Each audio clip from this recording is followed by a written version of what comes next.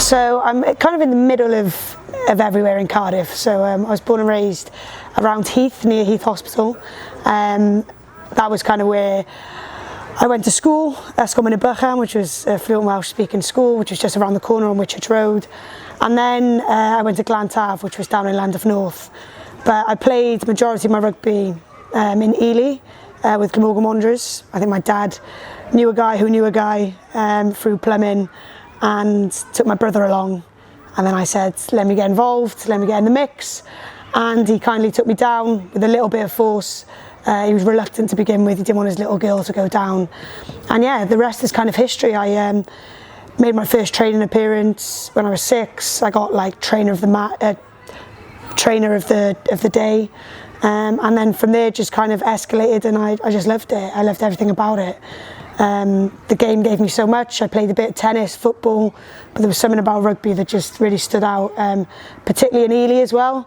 Call them the Rough Diamonds. A lot of the community was driven by the people, and it was for the people. And there was a lot of people there that looked out for you. A lot of people that didn't have a lot as well, but they made it work as much as they could. And I think that was really important and probably solidified a lot of my values today now. Teamwork, looking out for each other, community, and yeah, no one's bigger than the game itself, so that was really important. I think gave me the foundations I have now, and also being a girl, predominantly in boys. There was no other girls other than one, I think, but I don't think she plays now. But again, solidified. The game didn't care what you looked like, where you came from, how much money you had. It just cared about how good you were and how much you looked after each other. And so yeah, that was again one of the core values I kind of learned from them. Obviously being in Glantaf, there's a huge emphasis on the rugby. I know they're a rugby academy now, and one of those streaming systems that go into the Welsh pathway. But at the time when I was there was none of that. It was kind of just Welsh pride, a lot of Welsh proud men that loved the game. And I think that's what you find in Wales, is that people just love the game. Rugby is very much up there with football. I think rugby is definitely a working class game in Wales, as opposed to maybe in England, where it's more of your private schools, etc. So yeah, I think from the off, when I was in Glantaf, I played with the boys in year 7, so that must have been when I was about 12 or 13. I managed to captain the side at one point.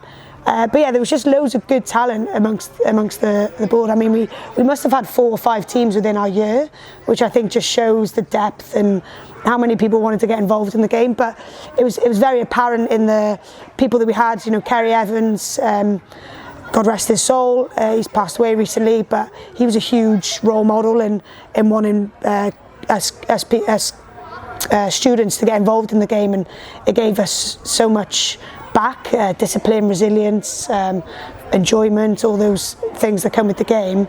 But there was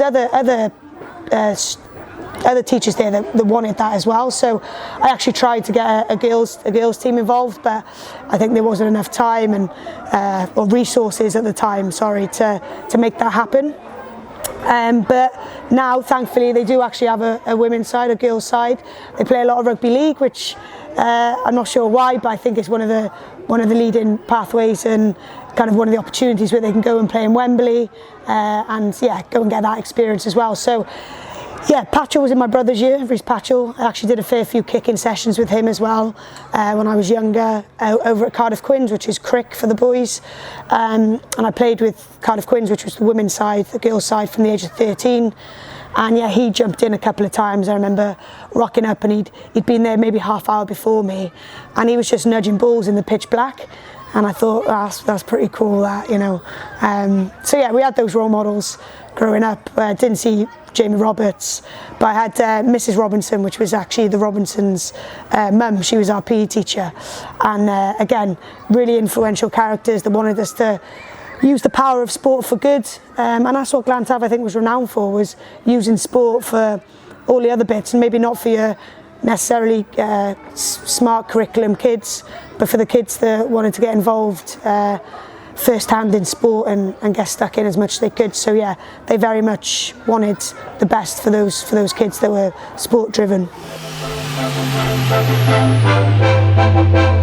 I'd never ever really thought of like female and male. Like at that point I never thought I'd had less advantage of being a female. I never thought that my opportunities were less scarce because I was a girl.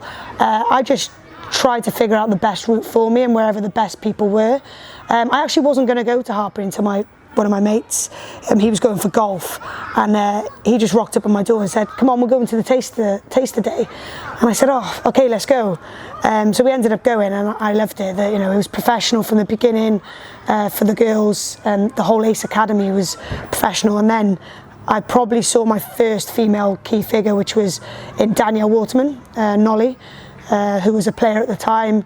She was running the programme. I think she must have been only 25 running that programme, which was, to think of doing that now, I mean I'm 29, but to think of her doing that, I'm like, fair play. Like, she really, juggled both playing professional and wanting the best for people, and that was very much the case.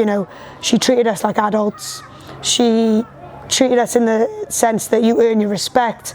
If you rocked up late to your 6 a.m. training, the gate was closed, you weren't training. That was as simple as that. So she taught us discipline, she taught us how important working for your team were. There was a lot of team activities, and she also taught us how to work hard for your dreams. Like, if it's something you want, you chase it. You could be as talented as you like, but hard work in essence beats all of that at some point. So yeah, she taught us the foundations from there, and that was really a key figure for us. I say us because we had the likes of Sarah Byrne, Zoe Allcroft, Kelly Smith, Katie Mattison, who plays for Scotland, Abby Brown, who was your captain of your Team GB Sevens team, and there were so many people that had her influence, and we've come out of that feeling 10 times stronger and knowing that we can fall back on those values. I don't go back often. If I do, it's only to Cardiff, to my bit, let's say. And I still chat to some of the boys now. They reach out from time to time. Some of them are teachers. They ask for some kit or what have you to kind of come in and be a part of that. So yeah, I mean, it was a huge part of my life. I mean, the amount of days I spent there, Christmas parties, staying hours and on hours after the game itself, playing tanas, which was obviously a bit of football. But yeah, playing as much as we could. But yeah, it was really evident that everyone looked out for each other. Blood was thicker than water. Like, we just got stuck in, and everyone was kind of family from the off. And yeah, I think those are the times I look back and I think that was really raw. They were just raw times. There was no hidden agenda. What you saw is what you got. And that's how I base a lot of my game now, and my playing style, and also how I am as a human, because I think vulnerability is really important, empathy is also important, and community is one of those, and I definitely have found that same ethos here at Trailfinders, and I think that's what's kind of drawn me to this club.